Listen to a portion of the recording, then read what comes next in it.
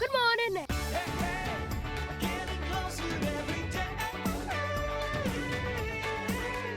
Welcome back to Yirara.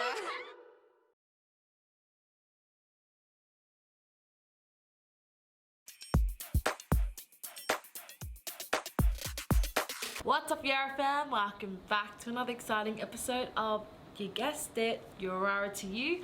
I'm Miss Tina and you're joining me for What's That Sound? Can anyone remember the two definitions from the previous episode? The definitions are moving in a particular direction, turning over and over on an axis, and the second one is an actor or actress part in a play, film or movie.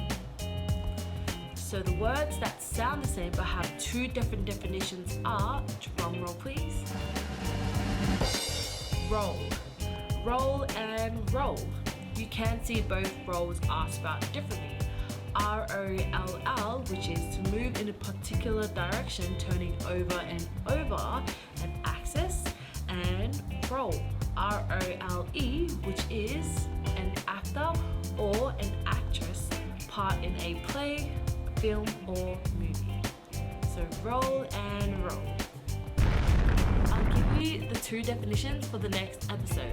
The first one is the money paid for a journey on public transport, and the second one is treating people equally without favoritism or discrimination. So be kind, stay safe, and I'll see you all in the next episode. Bye now.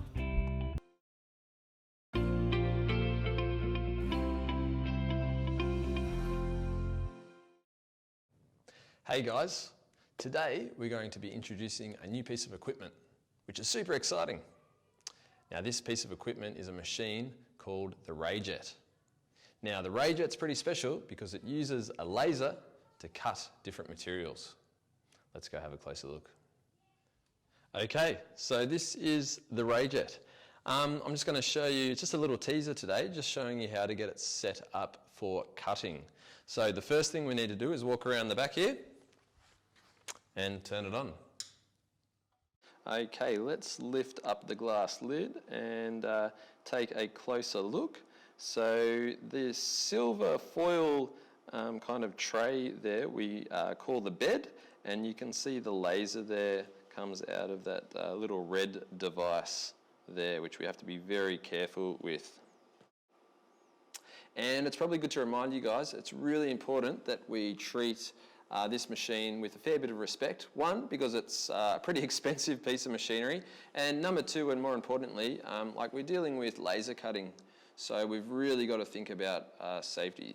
Okay, and you're just seeing the laser move around there a little bit, and so the first thing you'll notice when you turn it on, the silver bed or tray will go down to the bottom, and the laser will position itself in the top left-hand corner.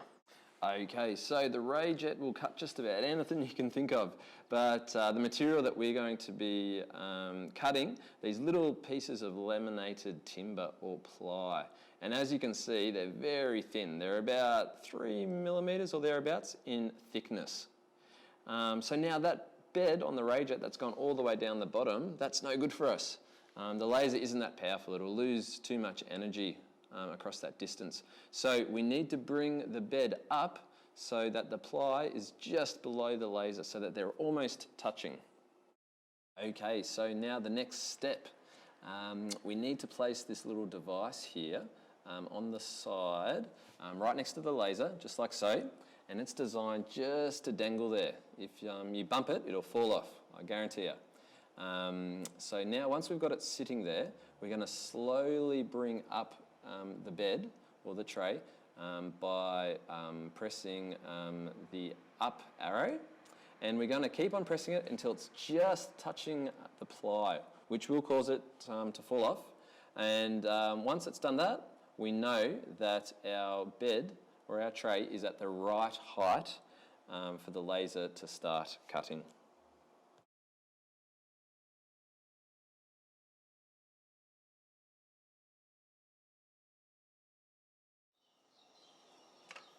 Okay, so once we've done that, it's really important to remember to take out our little device here, and we simply need to close the glass lid. And we'll hear a couple beeps. There's one, and there should be another one. There we go. Now, our Rayjet is all set up for us to start cutting. Now all we need to do is go make our very own design. Let's go. So there are two programs that we are going to be learning about this term that we're going to use to make our designs for the Rayjet, and they are Illustrator, which is this one here, and Photoshop. And so that you can log in to use Illustrator and Photoshop, you need to know your student email address, which will have the letters ST at the start, which stands for student, and then you'll have your own number at Yirara, which is our school, NT, which stands for Northern Territory, EDU, which stands for education, and AU, which stands for Australia.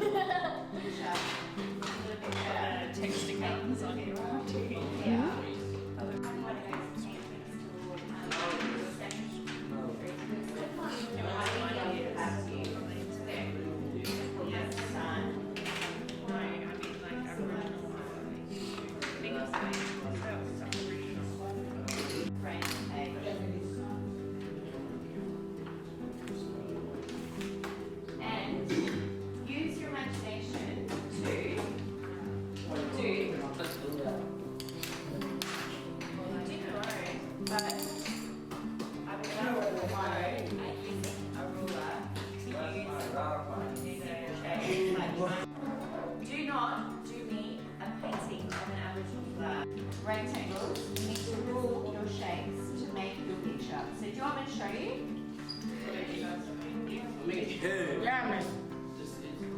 I'll show you a couple of students.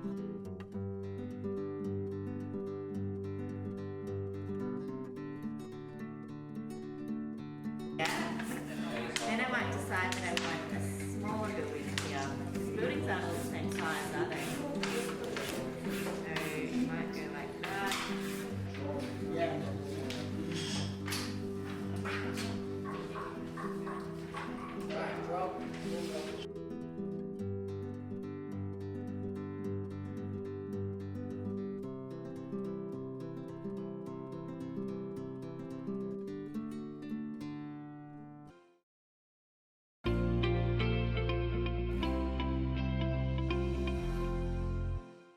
Was dismissed by the critics.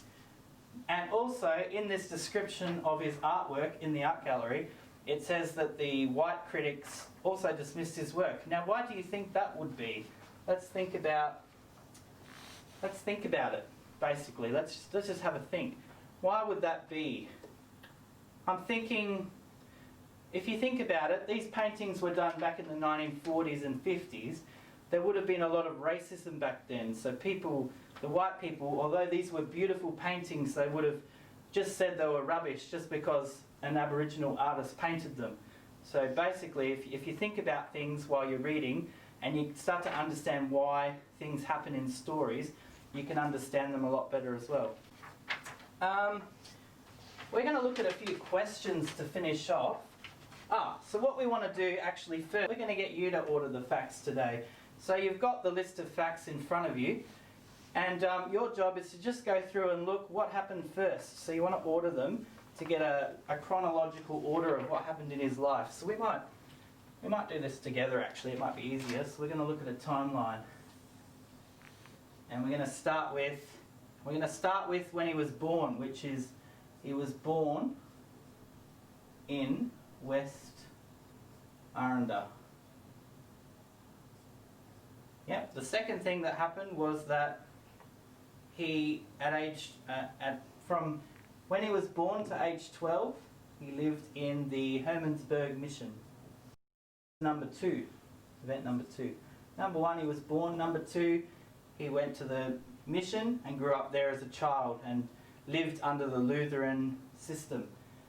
Number 3, he went out to the bush and decided to go his own way. He liked to explore. He was very creative. He liked to look around and see what was out there. And then at age 18, number 4, event number 4 in his life, at 18 he married.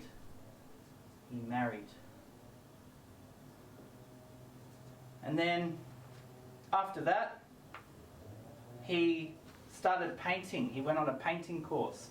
And then event number 5, you get the idea. You just keep sequencing it in order to get an idea of his life as it unfolded. And if you put things in order, it also helps you to understand what you're reading a lot better after you've read it. So you keep doing that and you just go up the numbers until you get through all of your facts. That's how it works with sequencing Suki. That's the other character. So we're going to look at some characters to finish off the lesson.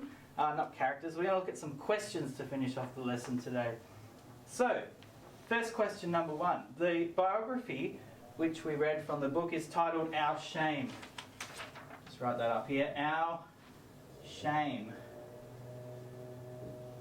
Now, why do you think it's titled Our Shame? Well, let's think about it. What is shame? Shame is about sadness, about, you know, being sad, being remorseful, being all of those negative words. So our shame is what basically where we were ashamed of what we did to Mr. Natmanjira. So it's talking about our shame that we put him through. Basically, we were the ones that sent him to prison, because when he became an Australian citizen and took the alcohol out to the community, he didn't actually know that he was breaking the law. So another thing we need to look at to understand the text today is what is a law, because there's one law in there. He broke one of the laws and was sentenced to 2 months in prison. And a law is a rule that everyone in a community must obey. So Mr. Natmanjira didn't actually know that he was breaking the law when he took the alcohol out to the community. So that's why it's called Our Shame. Hello everyone, I'm going to tell you a story, and this story is about Tutankhamun and the ancient Egyptians. So everyone, Egypt is in the northeast of Africa. Have a look at the map. It has big deserts like ours, but they're not so red. They're really made of whiter sands, and it is very dry with date palms, just like we have. 3,300 years ago in Egypt, there was a young boy called Tutankhamun. After his father's death, he became a pharaoh. That's the name for king in ancient Egypt. He was very young, just 9 years old. Tutankhamun was one of the youngest known pharaohs of all time. He was helped to rule as he was so young, but he was strong. He brought back all of the Egyptian gods. They had more than 1,000 gods and goddesses. Goddesses are the lady gods. And they were worshipped by all of the ancient Egyptians. Poor Tutankhamun died suddenly at the age of just 18, just due to a broken leg. They didn't have hospitals then. But when King Tut died, he was buried very quickly, but not in the ground or dirt. No. He was put in the royal tomb of Tutankhamun in the Valley of the Kings. Ancient Egyptians believed he would be born again and live forever. They thought that the body needed to be saved to let him become reborn in the afterlife. That's his next life. He's going to live again. So first, they wrapped him in many bandages and cloths. They used linen, sawdust, beeswax, onions, and mud. This was called mummification. He was buried in 3 coffins, and they weighed around 110 kilos. That's more than a couple of ladies put together. And they were nearly 2 meters long, which is very tall, taller than a normal, very tall man. The 3rd coffin, the last one, was made of solid gold. They truly believed that their king would live again, Tutankhamun. That's why they buried many important things, as well as servants, other people, in with the pharaohs in their tombs in the Valley of the Kings. 5,000 things were found in his tomb. His golden burial mask, statues, jewellery, his golden fan, the royal chariot, his throne, and even a game of Senate for him to play. Now, Tutankhamun's mask was believed to strengthen the spirit of the mummy, his body wrapped up in all of those cloths and beeswax, and also to guard his soul from all the evil spirits on its way to the afterworld. It was made of gold and gems, and the mask shows the face, the beautiful face of the ancient ruler. It was made from 10 kilos of gold. Besides the mask, there was more gold, tons of gold, even a flock of bizarre and mean-looking creatures to protect their pharaoh. Now, would you believe all of these treasures of Tutankhamun are still in Egypt today? I hope you liked the story. Bye.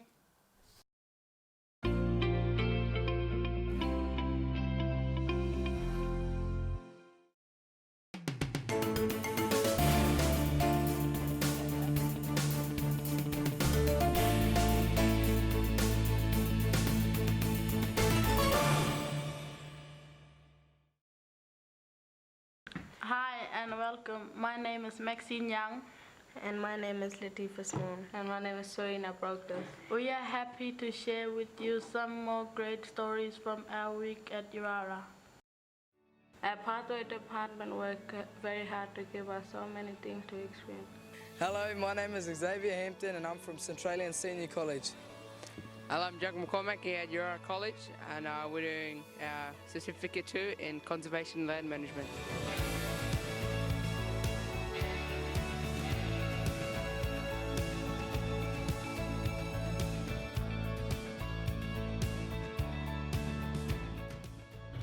When you pull the throttle, it opens up the cylinder there and it just full air.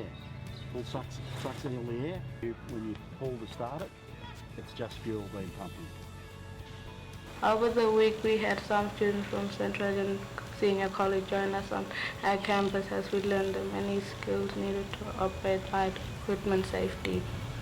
We was here today early this morning and we're just setting up the go-kart track at Yirara College and whippersnipping around, working around, you know, like getting all the grass away, moving the tyres, setting it all up, setting it all neat for the boys to use it. So we're here at the Yirara College go-kart track, just cleaning up around the area, using 2 whippersnippers, the brush cutter. I enjoyed actually getting on the whippersnippers and the blowers today to clean up the area and blow away all the dirt on the track. Really like the whippersnipping and stuff, you know. Yeah.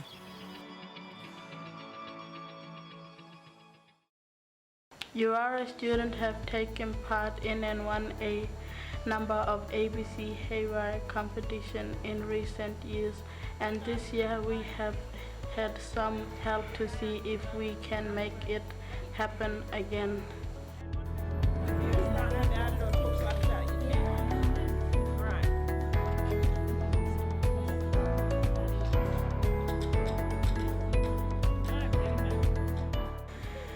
ABC rural reporter and Indigenous trainee came out to Yirara and helped guide us through the steps to create stories of our life and of the many things we do every day. We really enjoyed their suggestions and help. We will continue to write our stories so we can have them ready to submit soon.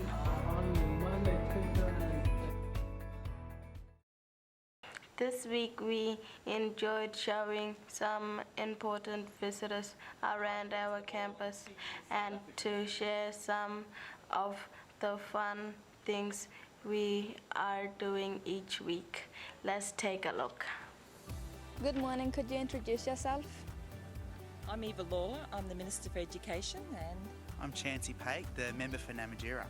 So this is your first time you have visited Yirara College?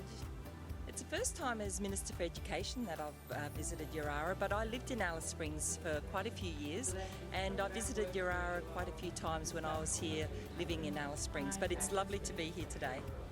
Did you learn anything new about our school which you didn't know before coming here? Oh, absolutely. It's been a wonderful visit. Chancey and I have had a really good look around. I hadn't heard and didn't know about your simulators, machines, so I got to see those dump trucks in operation and the excavators and the loader operators. So I knew about the dormitories and I knew about the accommodation for students, but I didn't know about that part of it. And I also didn't know about the kids making those electric guitars too, so it was good to see that part. Yeah. We did this program last year. We're on to our second group going through now. It's pretty special seeing them do the simulators and the guitars and learning how to do stuff with electronics. It's really exciting. Yeah. So we know lots of strong kids come out of Yirara, particularly from my electorate area, so it's really good to see them all here learning. At Yirara, we often talk about what we want to do when we finish school, and what did you want to be when you were younger? And did you think that you would be in this position when you finish school? Oh, well, I wanted to be a teacher, and I did become a teacher, and I worked in a school for about 15 years as a classroom teacher, and then I went on to be a principal and then in the education department. So I guess I fulfilled that dream, but I never thought I'd be a politician. That was a real surprise, and it was just one of those things that was decided at the last minute, really. So it's been wonderful though to have that opportunity. I always had a dream of being an environmentalist. So when I finished high school, I went and did the studies, and then I worked in that field, working on bush tucker with desert knowledge, and I thought it was always exciting caring for country, but I wanted to serve my community as well. So I thought about it and I got involved in politics, and I went and served on my local council, the Alice Springs Town Council, and then I decided to put my hand up and run for the Northern Territory Legislative Assembly to serve the community that's looked after me and to make sure that people in the bush have a strong voice in Parliament. So I'm very lucky to represent my area. Being the Minister of Education, do you have any advice to share with Yirara students about their education? I think the best advice would be around schoolwork's hard work, and it's like anything in life. If you actually want to achieve and do well, you actually have to work hard. So it is about getting up every day, going to school, studying, completing assignments. So it really is about just being consistent and working hard, I think. And I think the important thing is for our people is knowledge is power. And if our young kids can go to school and get a good education, then the world is their oyster. The opportunities are endless, but we've got to have a good education so that we can aspire to take on those dreams that we all have. I would like to thank both of you for visiting our school, and we hope to see you again in the future.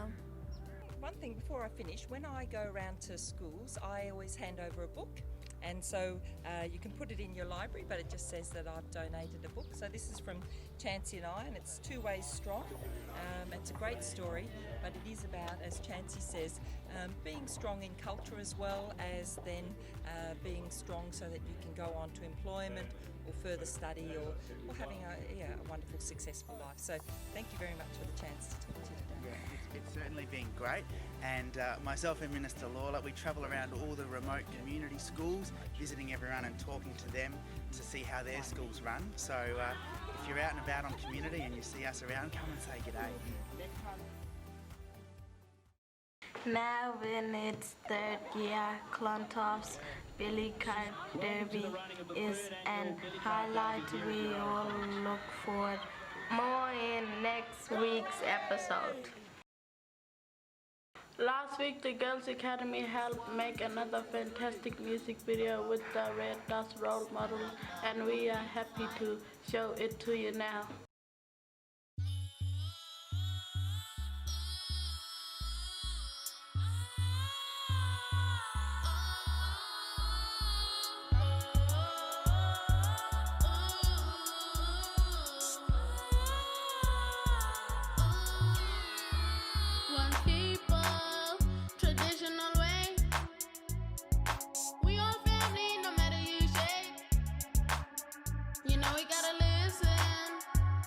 What others have to say, so we can learn from each other.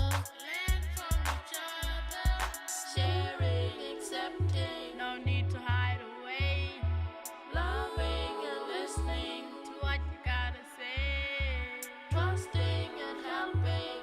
Talking it out. It's what it's all about. There's no need to hide your face. We're all one no matter what race. Our culture keeps us strong, so don't you prove yourself wrong. Take that mask off and we'll see what you're trying to hide away. Show the world what you could be. There's no need to be afraid. Jealousy and hate is not right. If you got love, no need to fight. Kindness and peace is the way for the future. Loyal to